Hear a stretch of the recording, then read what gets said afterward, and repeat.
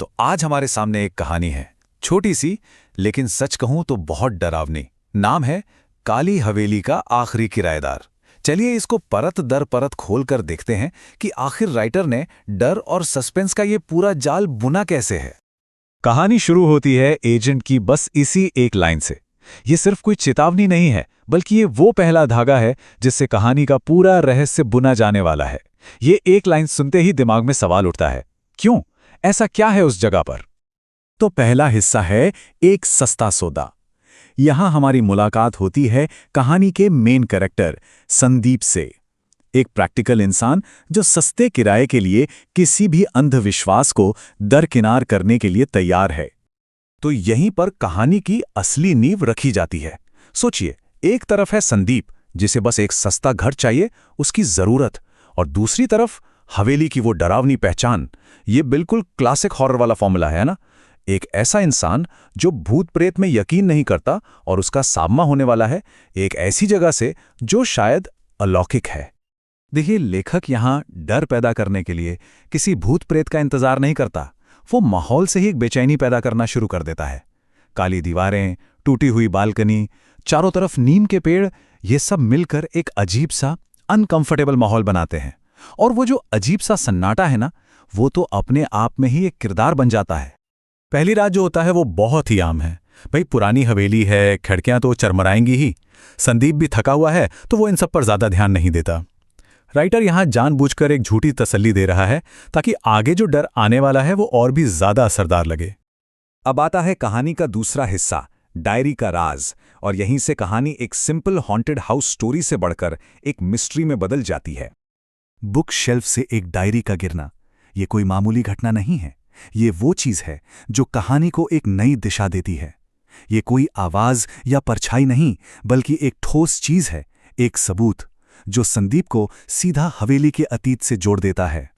तो अब सबसे बड़ा सवाल यही है कि उस डायरी के पहले पन्ने पर आखिर लिखा क्या था? ऐसा क्या था जिसने एक प्रैक्टिकल इंसान के मन में भी डर की एक लहर दौड़ा दी? ये लाइन पूरी कहानी का गेम बदल देती है।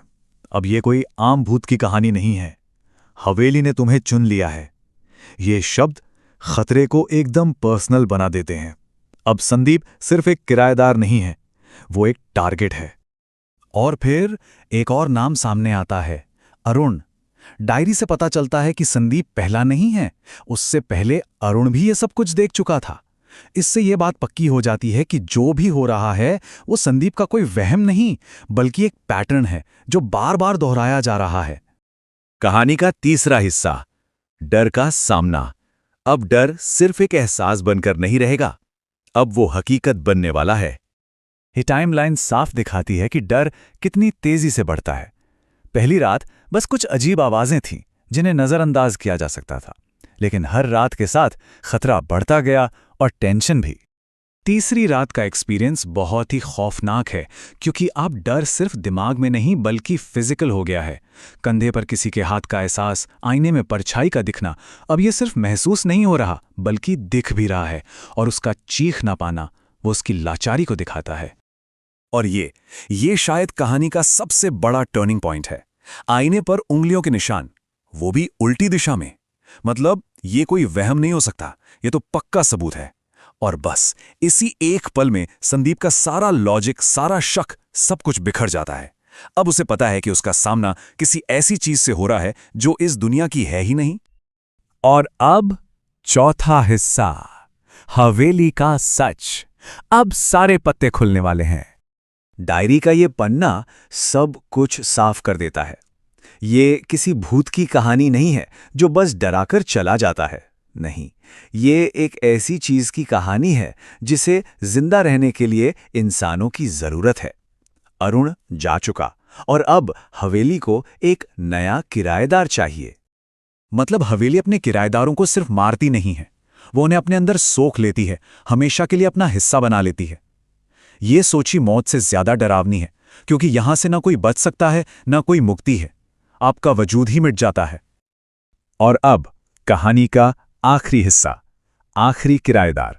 आइए देखते हैं कि संदीप के साथ क्या हुआ। ये सीन बहुत ही शांत है, लेकिन उतना ही डरावना। एजेंट आता है, कमरा खाली मिलता है। पहली बार में तो यही लगेगा कि संदीप शायद डर के भाग गया, लेकिन मेज पर रखी वो डायरी, वो इशारा कर रही है कि कहानी अभी खत्म नहीं हुई है। और ये है कहानी का फाइनल ट्विस्ट। वो डायरी जो अब तक हमें अतीत की कहानी बता रही थी, अब वो खुद वर्तमान का हिस्सा बन चुकी है। एक नई हैंडराइटिंग, पर किसकी? और ये है कहानी का क्लाइमैक्स। संदीप भागा नहीं था, वो भी अरुण की तरह हवेली का हिस्सा बन गया। डायरी में उसकी अपनी हैंडराइटिंग इस बात का सबूत है कि वो चक्र पूरा हो चुका है और अब वो खुद अगले किराएदार के लिए एक चेतावनी बन गया है। ये आखिरी डिटेल्स इस कहानी को हमेशा के लिए जहन में कैद कर देती हैं। नई लिखावट ये बताती है कि कहानी आगे बढ़ चुकी है, और वो खून जैसा दाग इस बात की गवाही देता है कि ये अंत कितना भयानक और हकीकत था। तो ये कहानी हमें एक बहुत ही परेशान करने वाले सवाल के साथ छोड़ जाती है। संदीप अब आखिरी किराएदार नहीं है, वो तो बस पिछला किराएदार बन गया। किराएदार तो बदलते रहेंगे, पर क्या हवेली की ये कहानी कभी बदलेगी?